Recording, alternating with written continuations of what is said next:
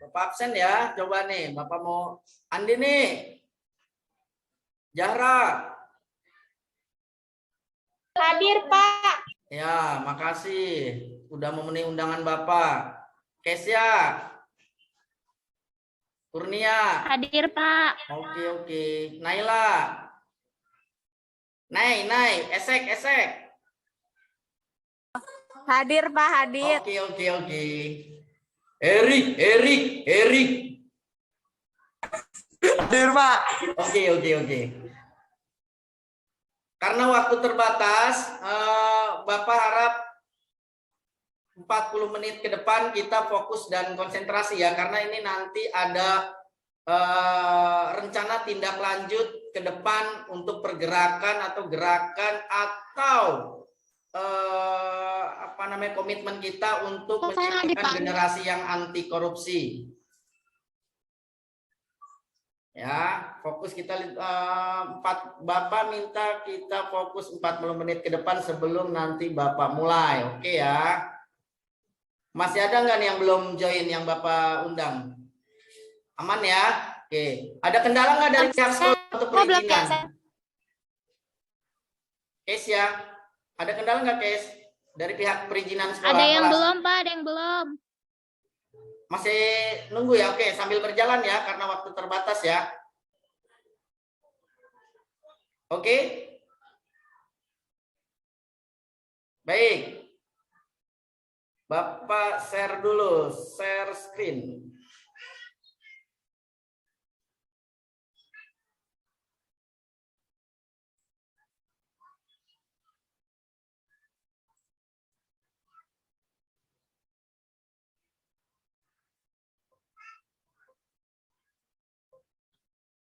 Sambil berjalan ya. Baik, Assalamualaikum warahmatullahi wabarakatuh.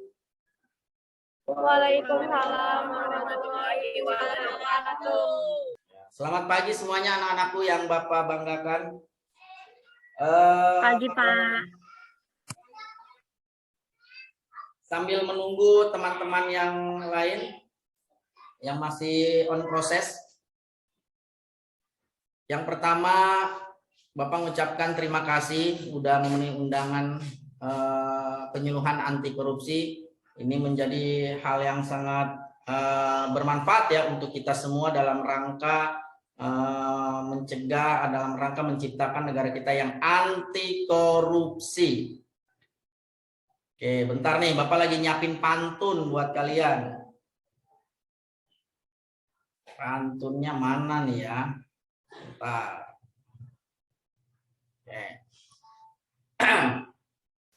Baik, karena untuk melakukan proses penyuluhan, ada baiknya kita semua semoga diberikan kesehatan hari ini dan seterusnya.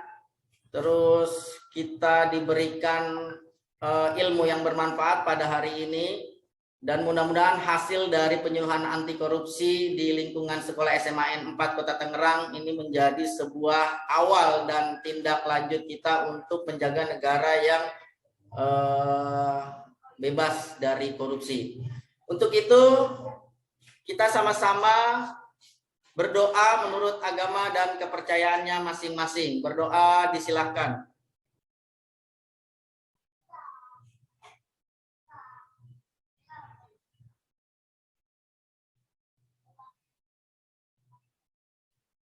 Amin. Terima kasih. Ya, kegiatan penyuluhan anti korupsi ini tentu ini menjadi program dari pemerintah Provinsi Banten, khususnya di Dinas Pendidikan bekerjasama dengan BPSDM Provinsi Banten. Saya harapkan ini adalah cikal bakal siswa-siswi generasi muda untuk menjaga marwah dan martabat negara kita yang bebas dari korupsi. Sebelum kita mulai, Bapak ada pantun, ya. Ini pantun spesial banget buat kalian. Pagi hari memetik mangga, memetiknya di kebun paman. Kuucapkan salam bahagia untuk hadirin sekalian. Ya, itu ya.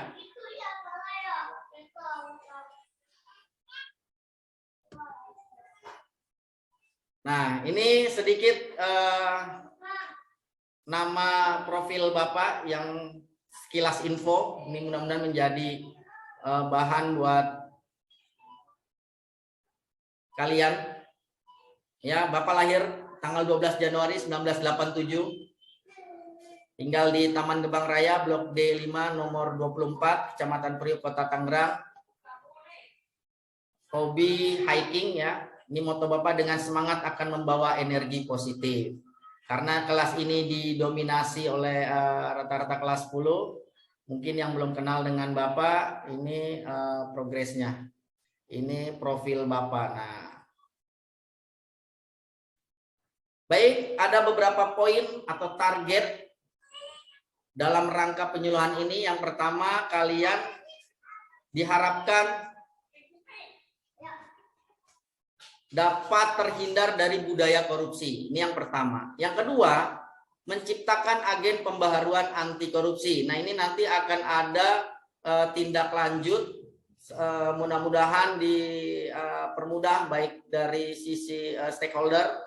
Kita coba memulai agen pembaruan melalui generasi muda, yaitu melalui edukasi di tingkat-tingkat sekolah, yaitu gerakan ataupun gerakan anti korupsi ya. Nah, ini target kalian penyuluhan hari ini, kalian terhindar dari budaya-budaya korupsi. Tentu ini sangat penting untuk bekal kalian sewaktu-waktu kalian nanti jadi pejabat, jadi orang pimpinan, yang tentu perlu pembekalan yang penguatan tentang pengetahuan tentang anti korupsi. Yang kedua, nah ini ada jenis perkara tindak pidana korupsi. Ini grafik atau diagram presentasi jumlah, ini luar biasa. Kasus penyuapan itu sekitar 65%. Data ini bersumber dari antaranews.com. Ini dari tahun 2004 sampai dengan 2019. Ini juga sangat mengkhawatirkan ya. Mengkhawatirkan. Coba. Rata-rata kasusnya penyuapan. Penyuapan itu apa? Kan gitu. Ini ada bentuk suap. Ada kesepakatan, baik yang menyuap maupun yang disuap. Ada 65% pejabat negara. Siapa diantaranya? Kasus-kasus ya, bisa kalian gambarkan ya. Kasus-kasus yang ada di Republik kita. Baik itu di tingkat pejabat, ya, Pak Gubernur juga ada 20 orang kasus Pak Gubernur. Wali kota, DPRD, DPR, itu juga jumlah kasusnya luar biasa. Kalau data lain yang Bapak dapatkan melalui sumber antaranews juga, siapa aja sih 65% itu? Pejabatnya siapa aja? Ada presiden, ada Pak Gubernur, ada Pak Wali Kota, ada kejaksaan, ada kepolisian, ada komisioner KPU. Nah, ini ada sebuah penyuapan yang terjadi di kasus-kasus kita. Cukup tinggi nilai 65%. Ini dari 2019. Yang kedua, kasusnya apa? Pengadaan barang dan jasa. Ini bisa dari BUMN, bisa dari pihak swasta. Cukup tinggi juga kasus 21%. Berapa perkara yang terjadi? Ada penyalahgunaan anggaran, TPPU, penguatan ada pemerasan, ada perizinan. Nah, itulah kira-kira diagram. Maaf Pak, contoh yang pengadaan mana sih? Oke, contoh pengadaan itu apa ya? Yang mana? Contoh pengadaan barang dan jasa. Oke, biasanya itu ada setiap proyek ya, proyek pengadaan barang. Misalkan kalau di pendidikan kita ada pembelian komputer yang memang baru-baru ini juga mantan Kepala Dinas Pendidikan Provinsi Banten itu kena KPK. Coba, miris sekali. Contohnya kasusnya itu pengadaan pembelian, kalau tidak salah kasusnya adalah pembelian komputer. Coba. Nah, seperti itu. Ada kasus pengadaan itu entah itu penyuapan kasusnya, ya. Itu dilakukan oleh baru-baru ini ketangkap, ya, mantan Kepala Dinas Pendidikan Provinsi Banten. Ini menjadi persoalan besar untuk menjadi pukulan ya untuk di dunia pendidikan. Kira-kira itu ya. Nah, ada lagi? Silakan sambil berjalan. Oke. Terima kasih ya. Kalau tentang ini Pak, pembangunan itu, misalkan nih misalkan ada pembangunan nih, pemerintah membangun sesuatu, nah itu tuh bangunannya tuh dibikin apa sih, semennya tuh yang murah-murah gitu, itu masuknya ke korupsi apa?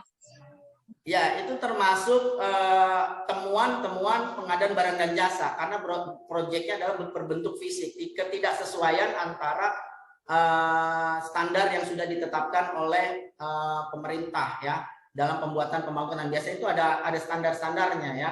Nah, nanti tenang, kayaknya semangat banget di pagi ini. Nanti akan Bapak buka sesi tanya jawab ya. Bapak selesaikan dulu ya. Oke, luar biasa. Nah, lanjut. Apa? Nah, ini paling mendasar. Paling mendasar, kenapa sih orang korupsi ini ya? Ini kenapa? Ada teorinya. Menurut fraud triangle terjadi karena adanya 3 faktor. Tekanan, kesempatan, rasionalisasi. Nah, kombinasi ketiga hal ini menjadi faktor pemicu terjadinya korupsi menurut fraud. Nah, tidak hanya itu, Ghosn juga menyebutkan bahwa faktor penyebab korupsi adalah keserakahan, kesempatan, kebutuhan, dan pengungkapan. Keserakahan berpotensi dimiliki setiap orang. Jadi nggak hanya Bapak, nggak hanya kalian, nggak hanya pejabat. Ini berpotensi setiap orang. Siapa yang nggak punya serakah? Kadang-kadang udah makan satu, minta nambah lagi. Udah kenyang nih perut, maunya makan lagi. Nah kayak gitu tuh serakah. Tidak hanya dari sisi makanan, uang pun, gaya hidup, hedonisme. Nah itu juga lingkungan, pergaulan. Itu manusia memiliki potensi atau dasar rasa keserakahan. Nah, keserakahan inilah yang harus kita tepis melalui nilai-nilai keagamaan, nilai-nilai keyakinan yang memang harus kuat iman dan takwanya. Ini harus jadi dasar. Jadi ada 3 faktor ini ya. Ada teori fraud triangle sama Ghosn teori ini juga menjadi indikator penyebab terjadinya korupsi. Clear ya? Oke, lanjut. Pengertian korupsi. Ya. Pernah nggak dengar korupsi? Saya buka nih. Ada yang tahu pernah nggak dengar korupsi? Oke, siapa yang mau jawab? Pernah, Pak, pernah. Silakan. Saya Pak mau jawab. Siapa? Saya. Ya, sebutkan nama dan kelas ya. Oke, nama saya Kurniasi Putri dari kelas 10-5. Oke. Kalau korupsi itu menurut saya adalah tindakan atau perlakuan yang tercela. Contohnya itu adalah menilep uang atau memakan hak orang lain. Woi, luar biasa. Tepuk tangan sekali lagi buat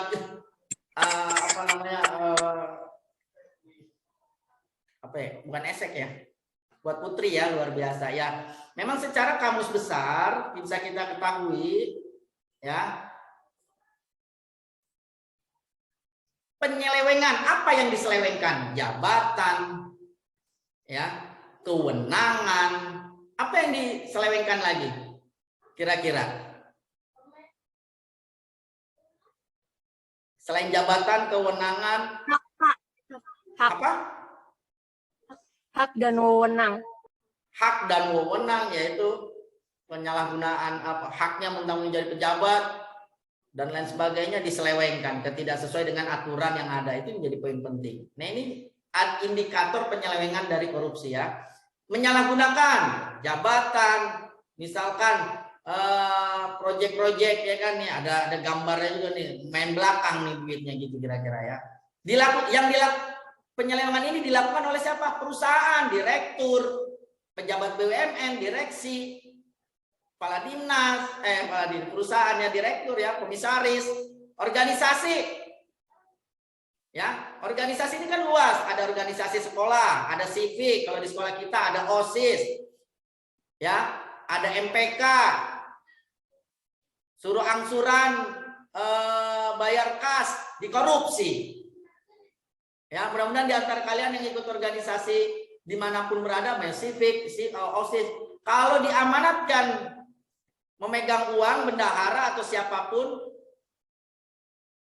jangan dikorupsi, tolak. Ya, jangan main belakang nih gambarnya nih, jangan main belakang nih. Ya udahlah buat jajan, ya udahlah buat jalan-jalan, ya udah buat tarik gua ganti. Akhirnya hilang. Siapa yang ngelawan? Yayasan. Ya. Dan sebagainya untuk keuntungan pribadi atau orang lain. Orang lain ini siapa? Ya. Orang yang Setoran disapa. bosnya. Ya, misalkan bendahara bagi-bagi sama ketua, sama sekretaris. Ya. Selanjutnya, sedangkan anti korupsi adalah sikap dan perilaku menentang terhadap adanya. Ini menentang, kata kuncinya adalah menentang, pengendalian, pengelolaan, menentang. Anti korupsi adalah menentang, pengendalian, ya, dikendalikan korupsi. Karena judulnya adalah anti korupsi, dikendalikan, ya, supaya generasi muda terciptanya karakter-karakter yang berintegritas, yang mampu menolak ajakan-ajakan yang berpotensi korupsi. Ya, kalau melalui organisasi, melalui apa? Adanya sekolah anti korupsi, adanya gerakan anti korupsi, adanya organisasi-organisasi yang memang menolak adanya korupsi. Clear ya? Oke, lanjut. Dampak korupsi dalam bidang pendidikan, ya, terhadap kualitas pendidikan itu jelas ya, yang sudah saya sampaikan. Kalau peserta didik, apa yang dilakukan kira korupsinya? Bagi-bagiin soal ulangan, ya, macem-macem itu. Nah, nanti bisa kalian nilai sendiri ya. Itu salah satu contoh. Dampak terhadap kualitas warga negara, ya, itu akan berpengaruh. Pada akhirnya akan melemahkan negara. Dari hal yang kecil ini, dari lingkungan yang terkecil, dari sekolah, dari rumah, masyarakat, itu punya contoh-contohnya, bangsa dan negara. Dan akhirnya melemahkan negara. Yang ditandai lemahnya kualitas negara muda, dampak korupsi di lingkungan negara dapat pula mempengaruhi sektor apa? Ini panjang nih, dari rumah sampai dengan ekonomi, sosial, pertahanan, dan keamanan. Ini akan berpengaruh. Birokrasi, pemerintah, penegakan hukum kita lemah, hakim disuap, pejabat publik disuap, lingkungan hidup. Ya harusnya nggak ditanemin, ada zona RT RW, ada zona inti, ada zona-zona yang tidak boleh dibangun. Dan nilai-nilai kebudayaan. Selanjut. Instrumen hukum nih, upaya pemerintah ya untuk memberantas korupsi, dibuatkan instrumen yang hukum. Nah, sekarang Bapak mau nanya nih, masih ingat nggak nih? Pasal 5 ayat 1 bunyinya apa? Pasal 20 ayat 1 bunyinya apa? Undang-Undang Dasar. Pasal 5 ayat 1.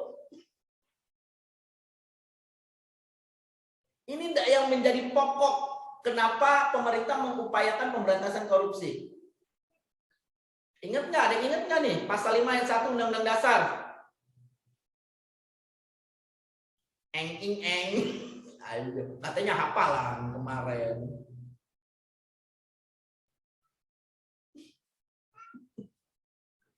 Kalau nggak ada, oke, nanti dilanjut ya. Nah, lanjut. Ketetapan MPR, ya. Ketetapan MPR tuh lihat.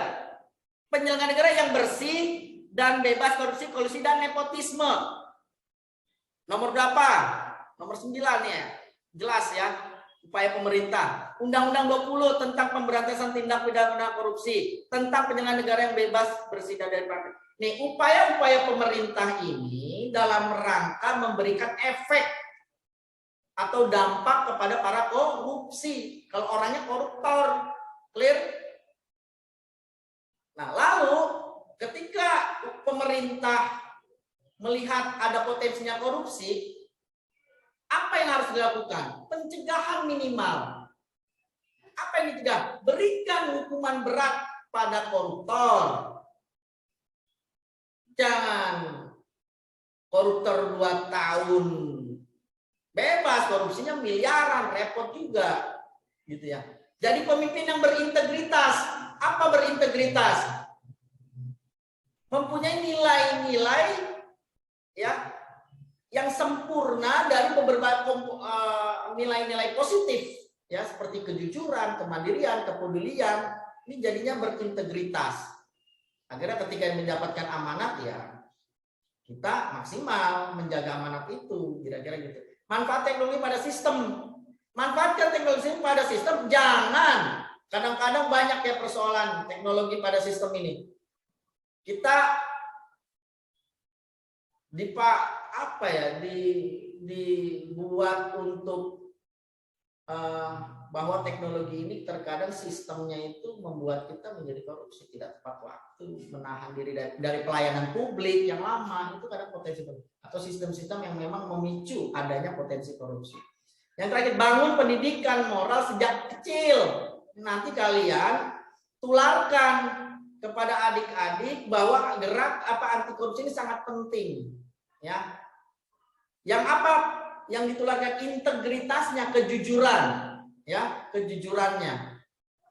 Bangun pendidikan. Nah, ini sejak kecil di lingkungan rumah tularin. Nah, kalau enggak ya udah nih jadinya nih tahanan KPK nih, kita kira-kira itu. Clear ya? Oke. Bapak mau nanya. Tujuan akhir dari pemberantasan korupsi apa? Ini, ya, alinea keempat. Melindungi segenap bangsa Indonesia dan seluruh tumpah darah Indonesia dan untuk memajukan kesejahteraan umum.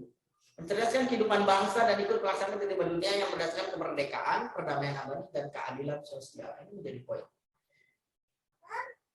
Tujuan dari akhir pemberantasan korupsi, 1, menurunnya tingkat korupsi. 2, meningkatnya efektivitas pencegahan dan pemberantasan korupsi. 3, tadi